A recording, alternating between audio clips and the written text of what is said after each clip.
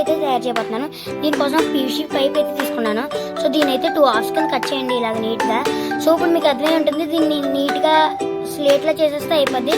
So దీనికోసం నేనైతే stove వెలిగించుకొని సిమ్లో పెట్టి ఇలా హీట్ చేయండి. మీరు గమనించవచ్చు, ఇప్పుడే కొంచెం స్ట్రైట్ అయిపోతుంది. అలా హీట్ చేస్తూ ఉండండి. చెయ్యి కనుక చూసుకోండి, చెయ్యి మాత్రం కాలిపోద్ది. నాకైతే చాలా కాలిపోతుంది, అందుకే నేనైతే క్లాత్ కట్టుకున్నాను. సో ఇలాగా చేసి ఇలా నొక్కండి. ఇప్పుడు చూడండి కొంచెం ఫ్లాట్గా వచ్చింది కదా. సో అలాగే నేను గిన్నెతో తీసుకొని నొక్కుతున్నాను. ఇంకో పక్క మిగిలిపోయింది కదా. సో ఇక్కడ కూడా ఇలా నీట్గా చేయండి. సో చూడండి ఇంచుమించు అయిపోయింది. కాకపోతే ఇది కొంచెం ఉండిపోయింది కాబట్టి నేనైతే ఒక ప్లేట్ అయితే తీసుకున్నాను. ఈ ప్లేట్తో నొక్కుతాను. చూడండి మళ్ళీ అయితే హీట్ చేయండి. సరే కొంచెం ఎక్కువ హీట్ చేసి, అంటే అది మొత్తం కరిగిపోయేలాంతగా అవసరం లేదు కానీ ఎక్కువ హీట్ చేయండి. సో చూడండి అంత హీట్ చేస్తున్నాను.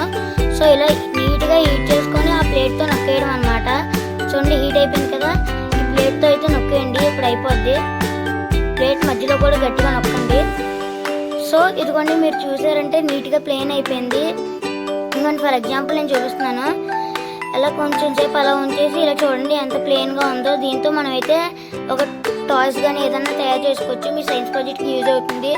ఆ కార్డ్బోర్డ్తో అయితే అది వేగ ఇరిగిపోతుంది. ఇంత కష్టపడి చేసినందుకు ఒక్క సబ్స్క్రైబ్ చేయండి.